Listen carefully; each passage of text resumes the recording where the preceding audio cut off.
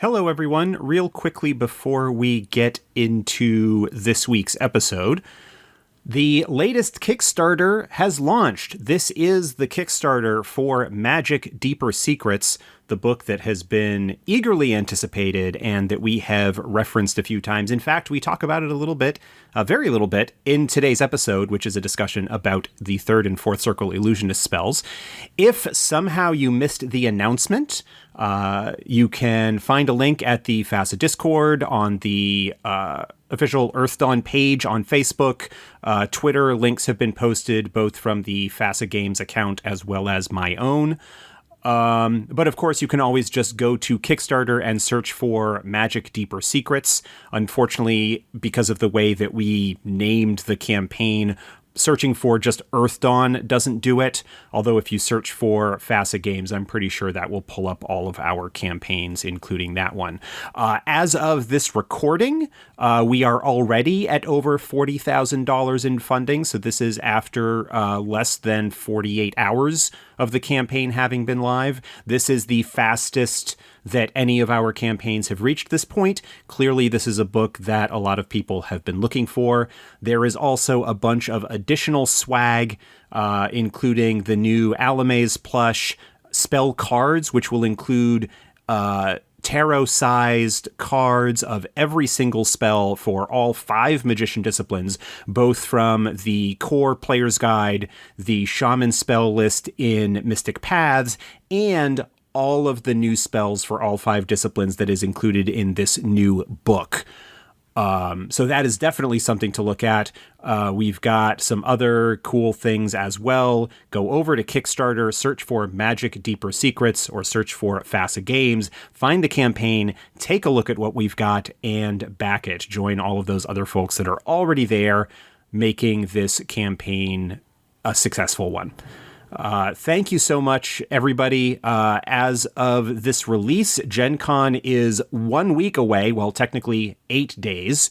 But I will already be in Indianapolis 1 week from today, since I am leaving early and we need to get things set up. So if you are in Indianapolis at Gen Con, come and say hello. Visit us at the booth. You will actually be able to get a close look at some of the items that are in the new Kickstarter campaign, because we already have manufactured coin sets and plushes and a couple of other things like that. The cards aren't ready yet, but some things are, and so you can take a look at that.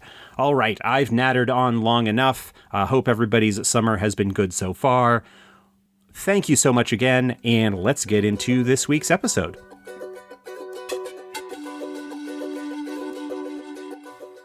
Hi everyone, welcome back to the Earthdawn Survival Guide, the podcast for all disciplines, paths, players, and game masters, with your questers Josh and Dan. I am Dan. I am Josh.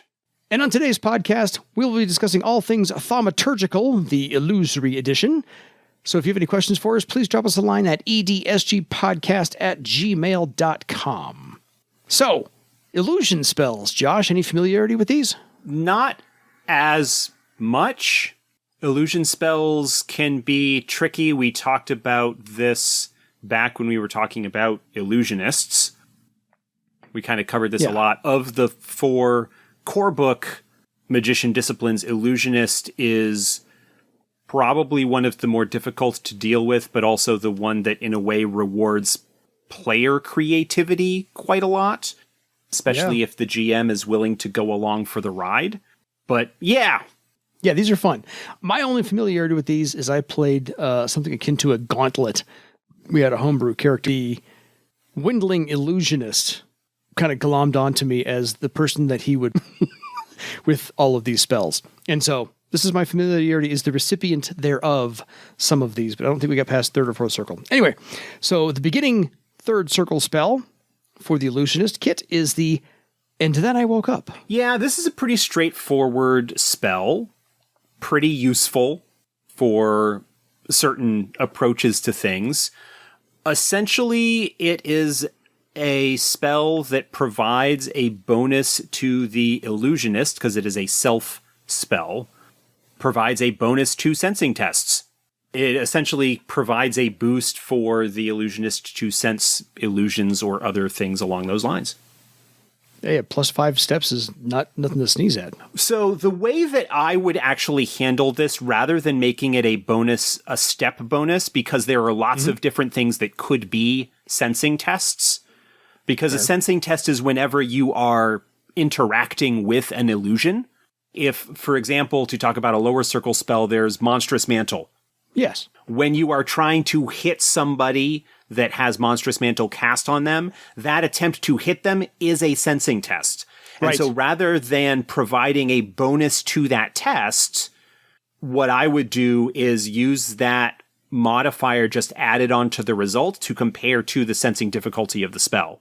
So that essentially, it's also sort of like having the sensing difficulty be 5 lower in terms of your ability to sense the spell. Because otherwise you're getting into some weird situations where you get a step bonus, but it's only to sense whether something is real, not in your actual ability to succeed at a given task. Fair. And so in some circumstances, you really want that to be a separate thing.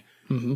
And so it's just, in this case, much better handled as a modifier, whether you do that as a behind-the-scenes mod add-on to the result of the roll to compare it, or whether you just effectively reduce the target number by 5 while that spell is in effect. You know, I just play dumb so you can expand upon the answer better. Preventing the remedial emails we're going to get later on. Next spell in the third circle list for the Illusionist kit is Blinding Glare. This is a nice little penalty imposition upon people. It creates a bright flash of light that could potentially inflict penalties on all those afflicted by flash blindness, effectively imposing on them the full darkness penalty to any sight-based action tests. And the amount of time that it lasts is based on how many successes the illusionist gets on their spellcasting test. This is not an illusion. No. This is just simply a bright flash of light that blinds everybody. It's like a flashbang grenade. Yes. For one thread, short range, but it does cover a 4-yard radius area. Yeah, that's pretty straightforward. There's nothing to add to that, really. So, we're done. Yeah, it does not affect individuals who actually don't use their eyes to see or don't require actual sight. So krillworms, for example, would not be afflicted by this because they don't really see as such. Yeah. They kind of magically sense. Totally. Next up, not the Fog of Fear from the Nethermancer's kit, the Fog of Jeer. Yes. This is an a fun little spell. This is an illusion. This creates a fog that fills an area and makes everybody within it enraged and humiliated. Basically, anybody within it is sort of mocked and taunted by laughing individuals and voices and figments that are trying to taunt and humiliate them. Yeah. Anybody within the area is affected by it is considered harried, so they suffer those penalties, and must declare the aggressive attack option, even if they're not really receiving any benefit for it, for all actions while within the area of effect. But all actions that they take while within the area are considered to be sensing tests for the purposes of sensing that it is an illusion. Yes. And kudos for using the word jeer, which is not used well enough or plentifully enough in the English language. Well, I think in this case, it was pretty easy to use. Yeah. This is a spell that dates back to first edition because of Fog of Fear, and you've got Fog of Jeer. Yes. Seems to be a really appropriate kind of play. This is another example where you have an illusionist spell that is kind of a slant on another discipline's spells in some capacity. Which makes sense for illusionists to do that. Yeah. Because everything that they're involved with is a take on reality that's not exactly reality. So take on somebody else. It's not the same. It's perfect. It's right up their alley. Next up, and this has a long description because this is also an illusion as well, a classic first edition illusionist spell, Nobody Here. Yeah, this spell is not quite invisibility. It's somebody else's problem field. Yes. to borrow the Douglas Adams Hitchhiker's Guide to the Galaxy reference. Essentially, anybody within the area of effect when the spell is cast is invisible, quote unquote, to anybody that is outside the area of effect.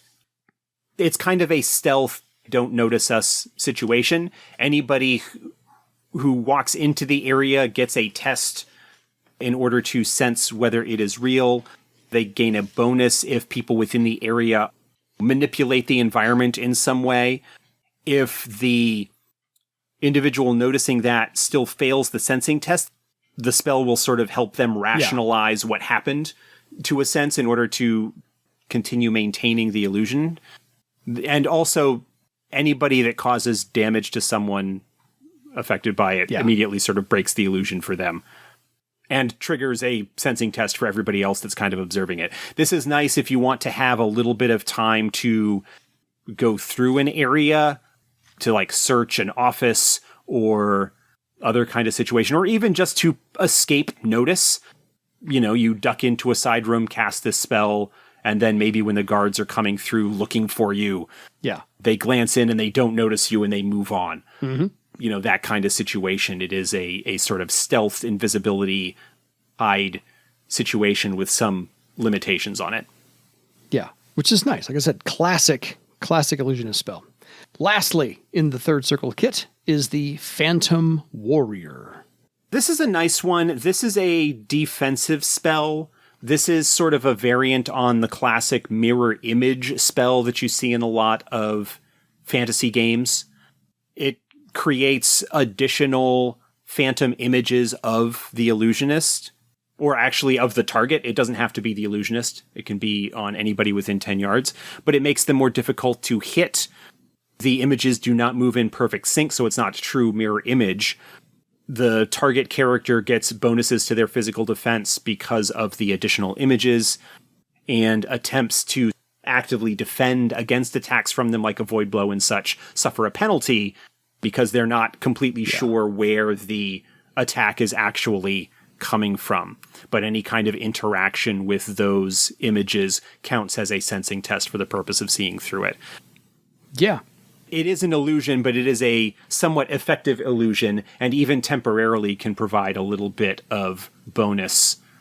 Plus, it might scare the crap out of the opponent, because now you've got, instead of 1, now you have 4. Yeah, that's one possibility, but the fact that they are sort of duplicates, and we are in a world of magic, so it's probably recognized that it would be magic of some sort, or even recognizing that some of these are probably illusions, but I still need to be careful because one of them is real and still has the potential to hurt me. Exactly. So I've asked this before. Favorite out of the third circle illusionist spells? Phantom Warrior's nice. That one's nice because of the bonuses and enhancement that it can provide to your allies. Blinding Glare is also pretty useful, just in terms of imposing penalties on targets. Is always worthwhile. Fog of Jeer is cool. Nobody Here is cool. Those are both kind of pretty flavorful ideas, but I think slightly more restrictive in terms of what they can be used for.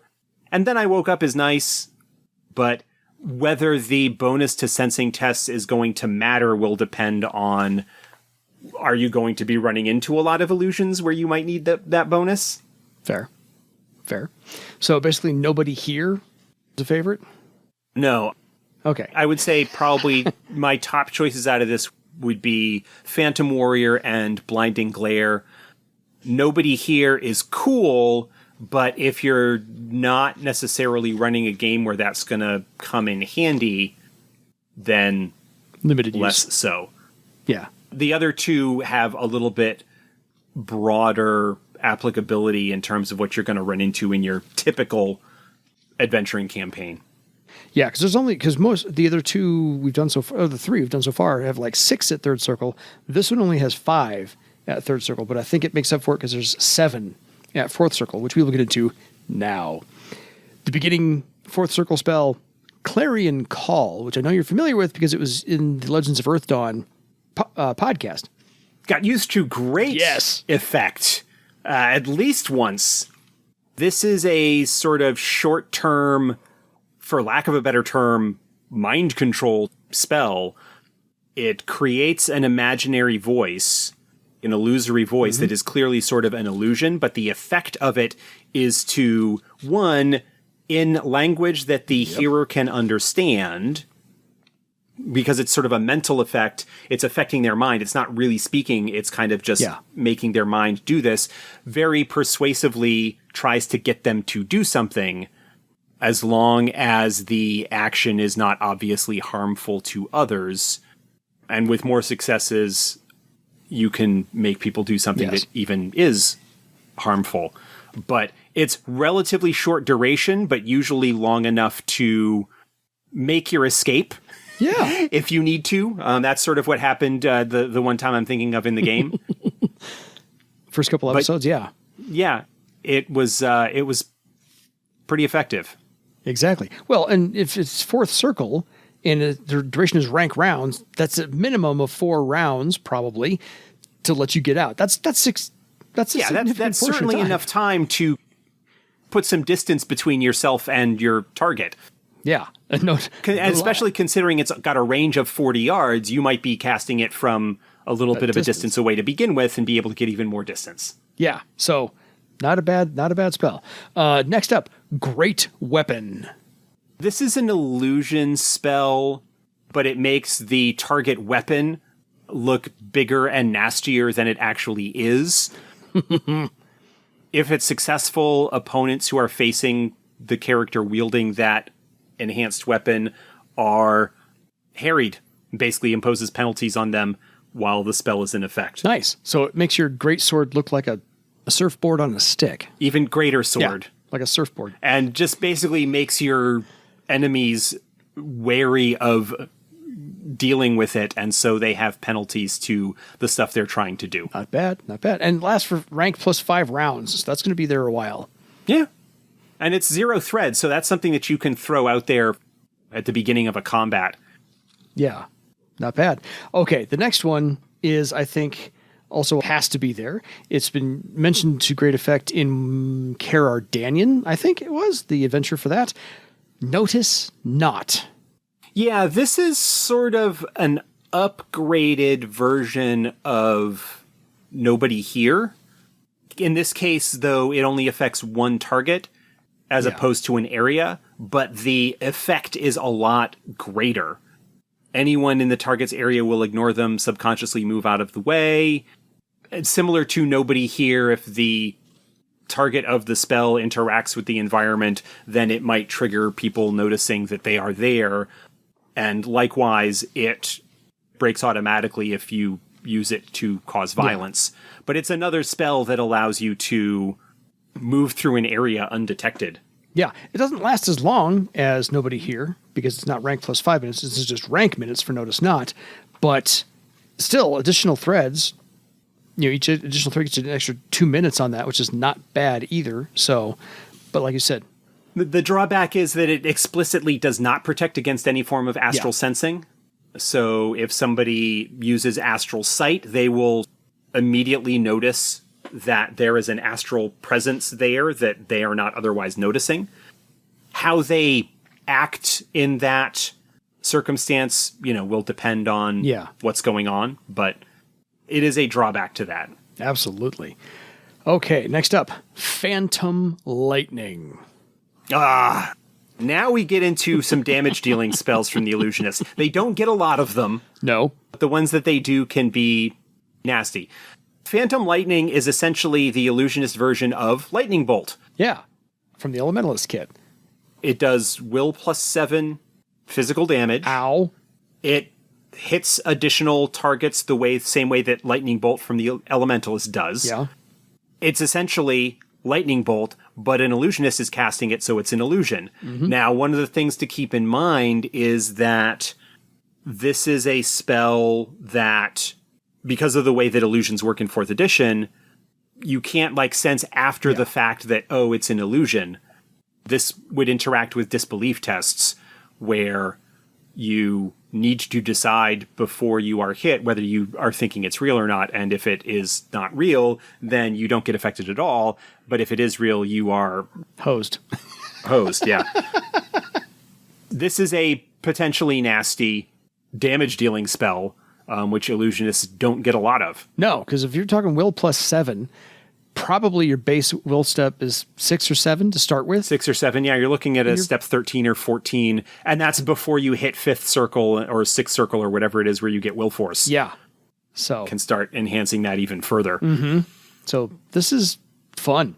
And it's only it's only one thread. So it's only one thread. Takes a little prep, not a lot, but very useful. Next up, stop right there. Classic illusionist spell. Essentially, this is another sort of mental control / command type spell. Mm-hmm.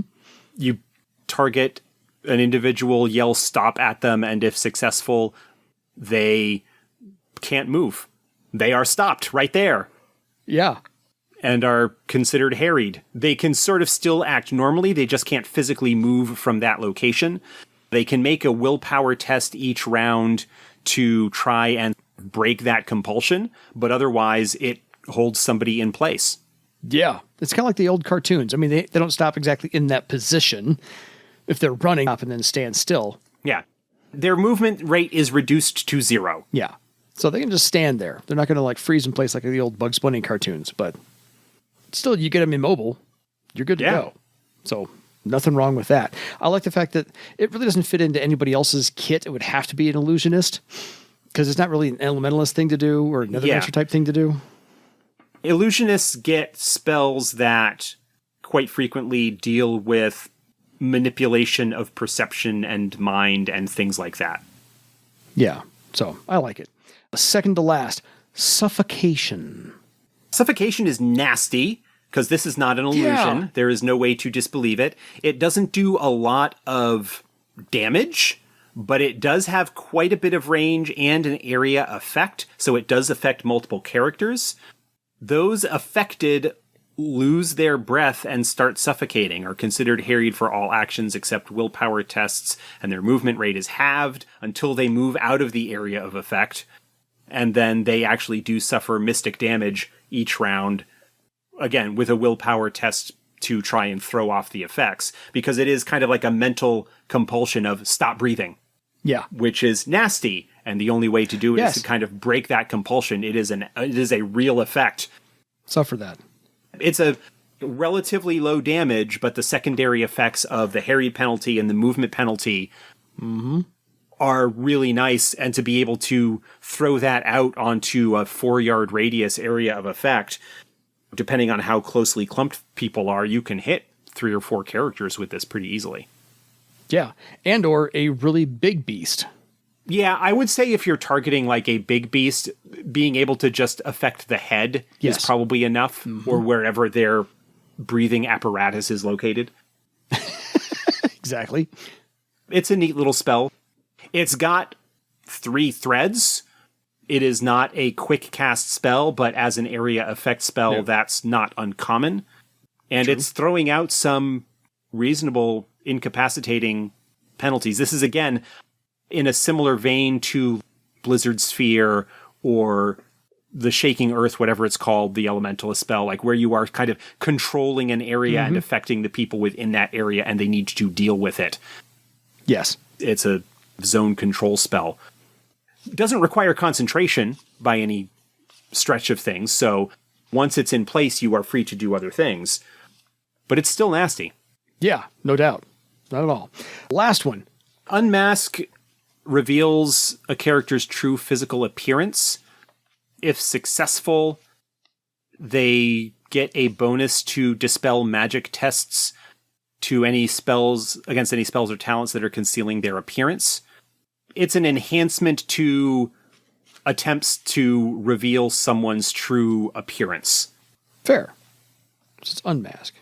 Uneven Ground, I think, was the spell you were thinking of. That is the spell I was thinking of, yes. Yay, cool. So, a favorite of the 4th circle, Illusionist. Phantom Lightning is awesome. Stop right there can be really handy. Suffocation, great weapon, Clarion Call. I honestly think that the 4th circle spells are a much overall much better selections than the third circle spells. Fair. I don't disagree. Out of the ones that are there, Unmask is probably the weakest because it was something that would only come into play if, again, you are dealing with or interacting with illusions or concealment or things like that.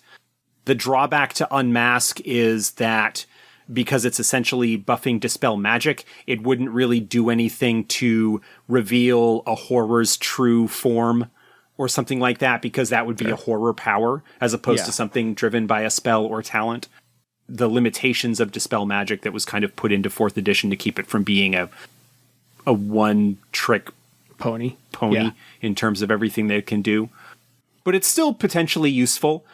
Again, if you've got an illusionist in a game, you are more likely to have players and or a group that is more interested in a more social game as opposed to a care-delving game. And so more likely to be running into situations where concealment and skullduggery and spying and covert operations and that sort of thing would be the case. Yeah. It's still potentially useful, just not as useful as just about any of the other selections that you would have at 4th Circle. Fair. No, I think you make a good point, which is playing an illusionist spellcaster is a much different mindset for the player than any of the other spellcasters out there, because it does require more forethought and, as you said, more social interaction for the spell choices that they're going to have. Yeah, there's a lot less direct stuff you have compared to some of the other disciplines. It's a lot more indirect, a lot more social mental manipulation, a lot more imposing general penalties as people are distracted or made afraid by the various things that you are tossing around. You know, great weapon, for example. It doesn't really do anything significantly, but a harried penalty, that's a -2 penalty to action tests that they are going to be making. And I think there's probably a defense penalty that comes into play on that as well, though I forget right off the top of my head on that. So a lot of useful things. Yes, there's a -2 defense modifier. You're okay. Both for physical and mystic defense. Correct. Those are handy. Those are useful things to do. And while all of the magicians to a certain extent are manipulators and environment shapers as opposed to being blasters and direct damage dealers, not that they can't, because all of them have spells that can do that. The illusionist, more than any of them, sort of epitomizes that idea of shaping the environment and manipulating the opposition, throwing out penalties that will make life easier for your allies. Yeah, and I think there's almost no buffs for the rest of the party in their kit so far. 1st, 2nd, 3rd, and 4th Circle. I don't recall any. The way that the illusionist buffs tend to work, like Great Weapon, yes, it's sort of a buff because you are casting it on one of your allies to make their weapon look more impressive, but the result of that is to penalize the opponent as opposed to providing them a bonus to close combat tests. Although you have, at 1st or 2nd Circle, you've got Monstrous Mantle, which is a fantastic buff spell that the illusionist has. So, you know, there are various things that you can do there, but the illusionist is a really interesting discipline that has some interesting spells, and I can't wait to actually get to delve into all of the new ones that are going to be in Deeper Secrets. Agreed. The ones that sort of Morgan has previewed already are interesting. I haven't looked at a lot of the others in depth, but I know that there are some additional phantom spells, illusionist versions of other discipline spells in the kit there. But yeah, it's really cool. I'm looking forward to that book. I've chosen not to preview them ahead of time on purpose so that I don't color the podcast with anything. I'm like, I don't want to let anything slip out. So when the book releases, we will go further in depth into all of those spells as well. Yeah. So folks, if you have any questions for us, or if you have played an illusionist and used these you want to have a fun story about exactly how you've used these, please let us know. Your creative use of spells is always welcome here at the podcast. Drop us a line at edsgpodcast@gmail.com. And until next time, stop right there for your legend. Good night, everybody.